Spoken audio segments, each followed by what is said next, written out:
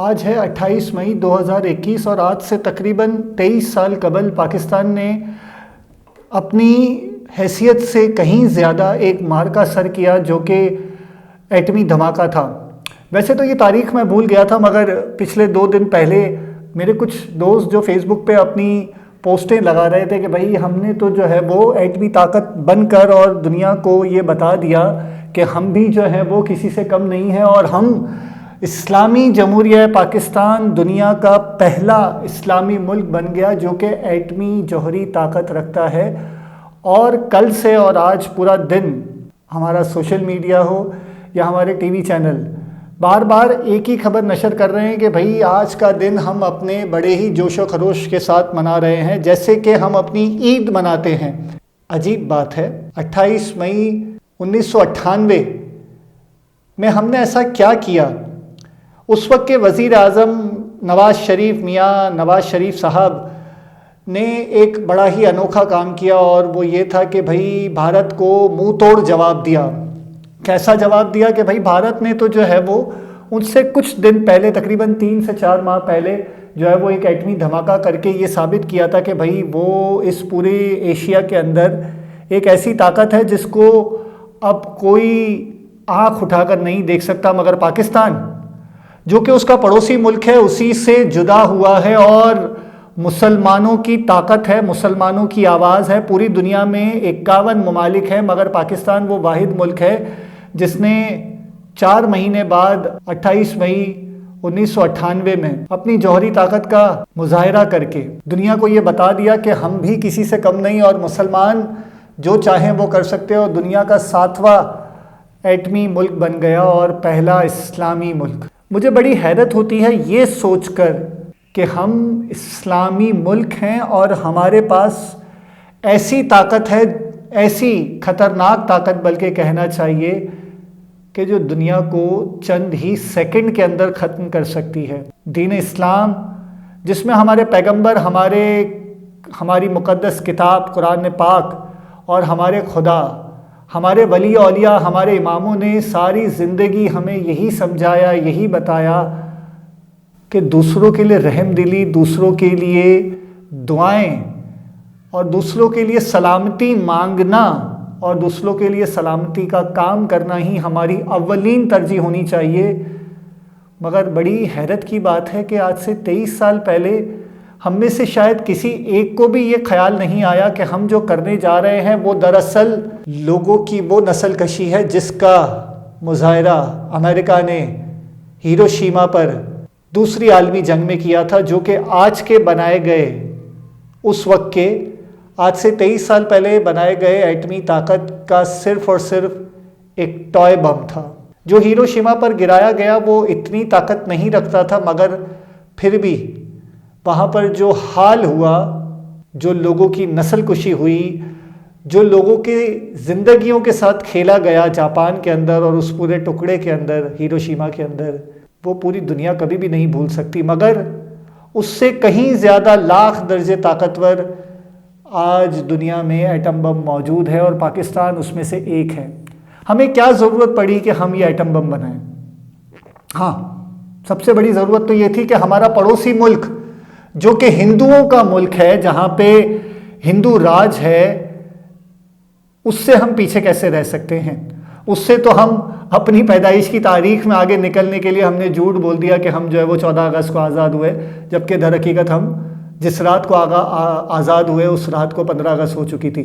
मगर हम मुसलमान, हम पाकिस्तानी ये बात भी हवा में उड़ा देते हैं। बहरहाल ये फार्मूला नवाज़ शरीफ साहब के हिस्से में जाता है लोगों के मुताबिक, मेरे मुताबिक तो नहीं, लोगों के मुताबिक नवाज़ शरीफ के हिस्से में जाता है कि ये ताकत का मुजाहिरा नवाज़ शरीफ साहब ने किया और उस वक्त के वज़ीर आज़म अगर ये ऐसा नहीं करते तो नवाज़ शरीफ साहब कमज़ोर पड़ जाते।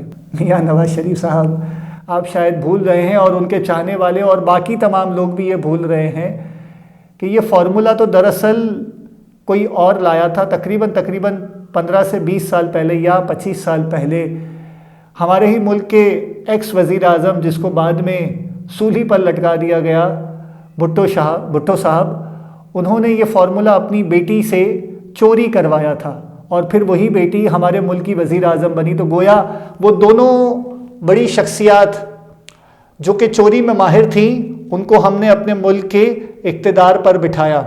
हैरत की बात नहीं है, ना इसमें कोई हंसी आनी चाहिए हमें, क्योंकि हम सारी ज़िंदगी यही तो करते आए हैं। कायद आज़म और लियाकत अली ख़ान के जाने के बाद हमने सारी ज़िंदगी यही किया है कि जो कोई भी बड़े से बड़ा चोर हो उसे हम बड़े से बड़ा ओहदा देते हैं, और सबसे बड़ा ओहदा तो हमारे मुल्क में या तो सदर का है या तो वज़ीर आज़म का है। और हमने हर मर्तबा ऐसे ही लोगों को बिठाया जो कि या तो लोगों के एहसासात चोरी करे, या लोगों की ज़िंदगियां चोरी करे, लोगों का पैसा चोरी करे, लोगों का वोट चोरी करे, लोगों के लिए पानी चोरी करे, उनका आटा चीनी, उनका चैन, उनका सुकून, उनकी ज़िंदगियां, उनकी औलादें, उनसे भूख चोरी करे, उनका कपड़ा चोरी करे, और फिर नारा भी यही लगाए कि रोटी कपड़ा और मकान देंगे। पिछले 35-40 साल में सिंध में कितने लोगों को रोटी कपड़ा और मकान मिला? आटे में नमक के बराबर, या यूं कहना चाहिए कि जितना आटे में नमक नहीं डलता उससे भी कम, क्योंकि हर साल हर माह आबादी में इजाफा हो जाता है और उनकी भीख कम पड़ जाती है। ये बड़ी अजीब बात है कि हम जिंदगी भर इस बात को रो रहे हैं कि हमने आज तक कोई तरक्की नहीं की, मगर कहने को तो ये जो एटम बम हमने बनाया है, अगर इसी से हम अपनी एटमी ताकत, अपनी तवानाई को भी पूरा ही कर लें, तब भी हम अपने आप को तरक्की याफ्ता ही गिनेंगे। मगर बड़ी माजरत के साथ कहना पड़ता है कि हमारी हर हुकूमत, हर हुक्मरान, चाहे वो इमरान खान हो, नवाज शरीफ हो, भुट्टो हो, कोई भी हो, हर हुकूमत और हर हुक्मरान अपने लोगों को, अपने आसपास के लोगों को देखता है, अपनी जेब को देखता है, अपने घर को देखता है। वो आपको, मुझे और गरीब आवाम को नहीं देखता। हाँ, कुछ बहुत अच्छा काम हुआ इस पिछले 2.5 साल के अंदर, जो कि इमरान खान नियाज़ी साहब ने किया, जो कि हमारे मुल्क के वज़ीर आज़म में पिछले 2.5 साल से, और कहने को वो बैसाखी लेकर चल रहे हैं, जिसको फ़ौज जो है वो सपोर्ट कर रही है। फ़ौज का भी आज बहुत ज़बरदस्त एक ऐलान आया कि हमने 23 साल पहले वो कर दिखाया जो कि पूरी दुनिया में किसी को भी इस बात का यकीन नहीं था कि इस्लामी मुल्क, इस्लामी जमहूरिया पाकिस्तान ये काम कर सकता है। जनाब, इस्लामी जमहूरिया पाकिस्तान ही तो ये काम कर सकता है, क्योंकि और किसी को ये करने की ज़रूरत नहीं है। वो लोग अपने मुल्क में यूनिवर्सिटियाँ बनाते हैं, वो लोग अपनी बॉर्डर पर लोग नहीं खड़े करते, वो लोग अपने मुल्क का कानून सुधारते हैं, वो लोग अपने शहरों में पुलिस रोडों पर ऐसे नहीं घुमाते कि वो लोगों से कभी रेडियां लगाने के नाम पर और कभी रेडियां उठाने के नाम पर उनसे पैसा लें। वो लोग ऐसे कोनों कोनों पर नाके लगाकर खड़े नहीं हो जाते और बिला वजह लोगों को चेक नहीं करते फिरते। वो अगर ये काम करते भी हैं तो उनको कोई शुबा होता है और उनके पास उसको करने का लाइसेंस भी होता है।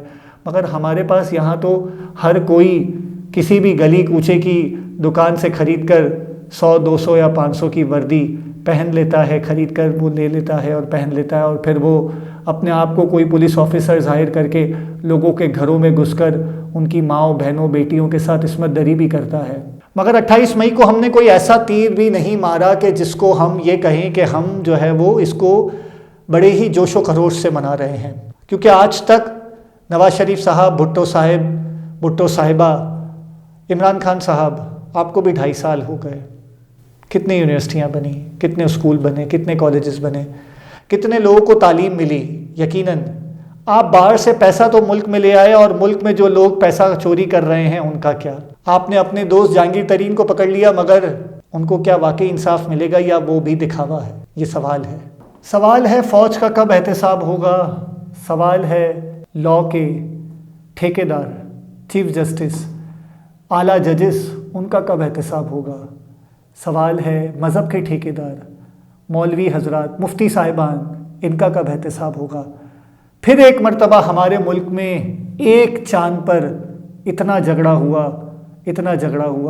कि हम 2 ईद मनाने से आधा घंटा पीछे रह गए। इनका कब एहतसाब हो। और अगर आप ये काम नहीं कर सकते तो बराए करम ये सीट और किसी को दे दीजिए, क्योंकि अब भी इस मुल्क में ऐसे लोग मौजूद हैं जो कि मुल्क की फलाह बहबूद के लिए काम करना चाहते हैं, अच्छाई लाना चाहते हैं। और अगर आप अच्छा काम करना चाहते हैं और अगर आप यकीनन अच्छा काम कर रहे हैं तो बराए करम काम में थोड़ी तेज़ी लाएं।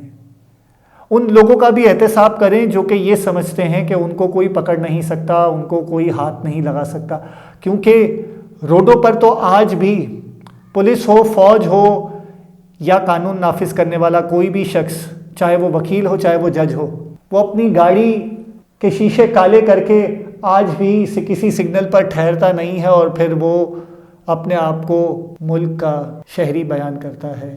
वो ये बयान करता है, अगर उसको रोक भी लिया जाए, कि मैं तो इन तमाम कानून से बालातर हूँ। बालातर तो वज़ीर आज़म साहब आप भी नहीं हैं और सदर साहब आप भी नहीं हैं, क्योंकि दर हकीकत आप तो हमारी नौकरी करते हैं, आप तो हमारे नौकर हैं, आप हमारे ही दिए हुए टैक्स से काम करते हैं, अपना घर खर्च चलाते हैं, तो दर हकीकत तो आप तो हमारे नौकर हुए। और आप तमाम वो हजरात जो कि गवर्नमेंट का कोई भी काम करते हैं, आप तमाम के तमाम आवाम के टैक्स पर, आवाम के दिए गए पैसों पर पलते हैं, तो आप तो हमारे नौकर हुए। तो फिर आप ये कैसे कर सकते हैं कि जब हम आपके इदारों में जाएं तो आप हमसे रिश्वत लें, अंडर द टेबल काम करने के लिए आप हमें कैसे उकसा सकते हैं? और अगर जो लोग काम करते हैं तो फिर हम उनके खिलाफ कहाँ कंप्लेन करें? क्योंकि उनसे बड़ा शख्स तो अपने आप को होलसेलर कहता है। किसी इदारे में किसी बड़ी सीट पर चले जाएं और उनसे किसी छोटे की सिफारिश करें तो वो कहता है अच्छा वो 5,000 ले रहा है, तुम यहाँ 3,000 में काम करा लो। ये तो हमारे मुल्क का निज़ाम है। चाहे टैक्स भरने जाएं, चाहे अपना लाइसेंस बनाने जाएं, चाहे पासपोर्ट बनाने जाएं, चाहे कोई काम करने जाएं, वहाँ बाहर बहुत सारे लोग मौजूद होते हैं जो कि अंदर खांचा बनाए हुए रखते हैं। ये निज़ाम कब ठीक होगा? कब निज़ाम ये ठीक होगा कि लोगों से जाली पार्किंग नहीं ली जाएगी? कब ये निज़ाम ठीक होगा कि रोडों पर गाड़ियाँ खड़ी रखने की सही तरह से जगह होगी? कब ये निज़ाम ठीक होगा कि दुकानों के बाहर एक्स्ट्रा तजावुज़ात, जो हद से ज़्यादा तजावुज़ात दुकानों के बाहर लगाई जाती हैं, ये निज़ाम ठीक होगा? कब ये निज़ाम ठीक होगा कि ज़मीनों पर कब्ज़ा छोड़ा जाएगा? कब ये निज़ाम ठीक होगा कि हम गरीब बस्तियों में भी बिजली दे पाएंगे? क्योंकि अमीर लोगों का बिल भरते भरते तो वज़ीर आज़म साहब और सदर साहब हम थक गए हैं। अमीर की तनख्वाह में इजाफा होता है 1 लाख रुपए और गरीब की तनख्वाह में इजाफा होता है 5,000 रुपये। कब ये निज़ाम ठीक होगा? कब ऐसा वक्त आएगा कि गरीब साइकिल चोरी के इल्ज़ाम में 20 साल कैद काटेगा और फिर उसके बाद जब उसको रिहाई मिलेगी तो पता चलेगा कि वो तो मर चुका है जेल के अंदर, मगर एक बड़ा आला इंसान जो कि अपनी गाड़ी के अंदर कुछ मशकूक बोतलें ले जाता है और जब उन्हें चखा जाता है तो वो शहद की बोतलें निकल आती हैं, जबकि वो बाहर से शहद की बोतलें नहीं होती हैं। कब ये निज़ाम ठीक होगा? सवाल है।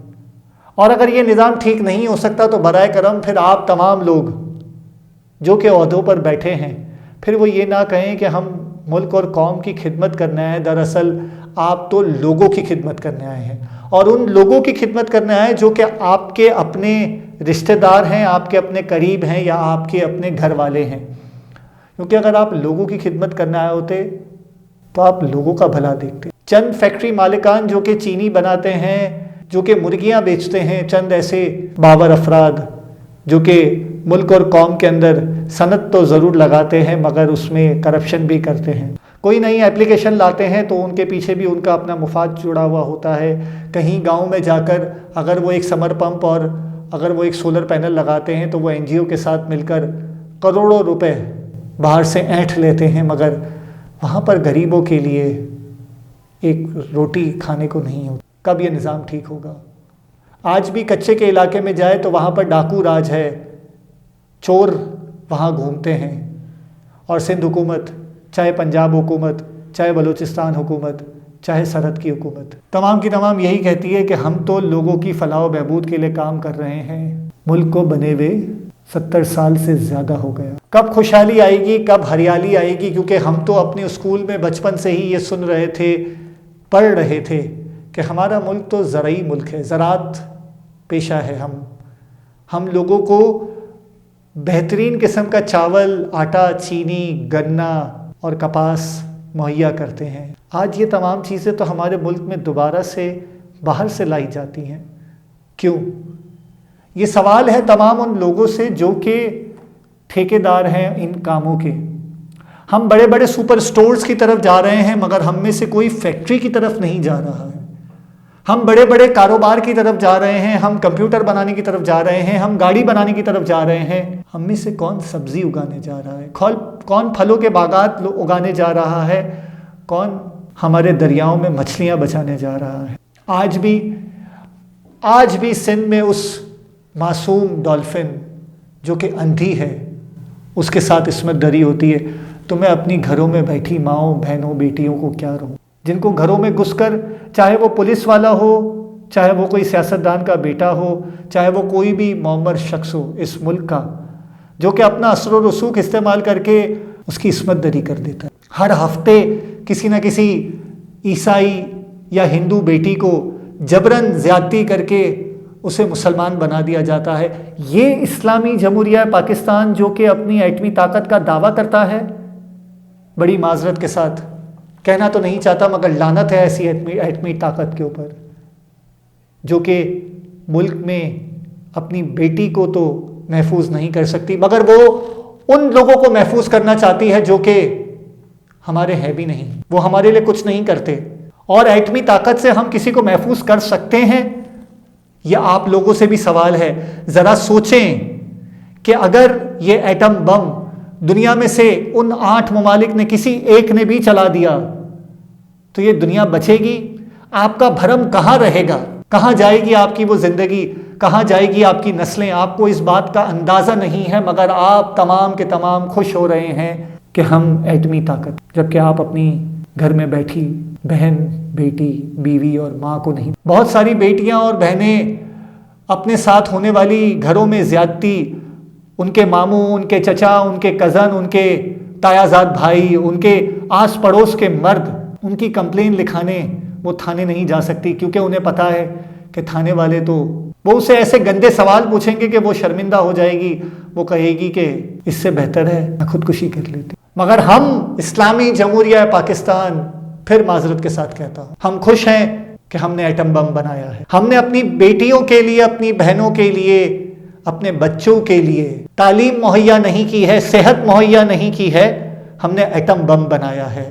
हमने उनके रहने के लिए सही घर मुहैया नहीं किया है, उनको पीने के लिए साफ पानी मुहैया नहीं किया है, उनके लिए आटा चीनी सस्ता नहीं किया है, मगर हमने एटम बम बनाया। इस एटम बम को हम खा सकते हैं, इससे हम अपनी नस्लों को आबाद कर सकते हैं, इससे हम अपनी ज़िंदगी का गुजारा कर सकते हैं। ये सवाल है और ये वीडियो देखने वाला हर शख्स इस सवाल का जवाब दे कि अगर एटम बम हमारे खाने के, हमारे पढ़ने के, हमारे पहनने के काम आता है तो फिर हमने 2-4 एटम बम क्यों बनाए हैं? हमने 1 करोड़, 2 करोड़ और वज़ीर आज़म की स्कीम की तरह हमने कोई 10 बिलियन एटम बम क्यों नहीं बनाए? हमने 1-2 क्यों बनाए? सिर्फ इसलिए क्योंकि हमारा पड़ोसी मुल्क बनाता है, अमेरिका बनाता है। हम फ़लस्तीन आज़ाद करने चले हैं अपने एटम बम से, हम अपनी गली की बेटी को आज़ाद नहीं कर सकते। हम अपने मोहल्ले में गुंडा राज आज़ाद नहीं कर सकते थे आज से 10 साल पहले, जो बहुत सारे इलाकों में गली कूचों के कोनों पर बैरियर्स लगा दिए जाते थे, हम उनसे तंग थे, हम उसे आज़ाद नहीं कर सकते थे क्योंकि वो किसी फलानी तंजीम, फलानी तहरीक, फलाने कायद के कहने पर वो बैरिक्स लगाए जाते थे। वहाँ गलियाँ ब्लॉक कर दी जाती थी, वहाँ लोगों का जीना अजीरन कर दिया जाता था, चाहे वो कोई ग्राउंड हो, चाहे वो कोई इलाका हो, चाहे वो कोई गली हो। जहाँ उनका जलसा होता था वहाँ पर कॉर्डन ऑफ कर दिया जाता था। ऐसा ही गुंडा राज आज भी गलियों में बहुत सारे इलाकों में घूमता है। हम उसको तो आज़ाद नहीं करवा सकते।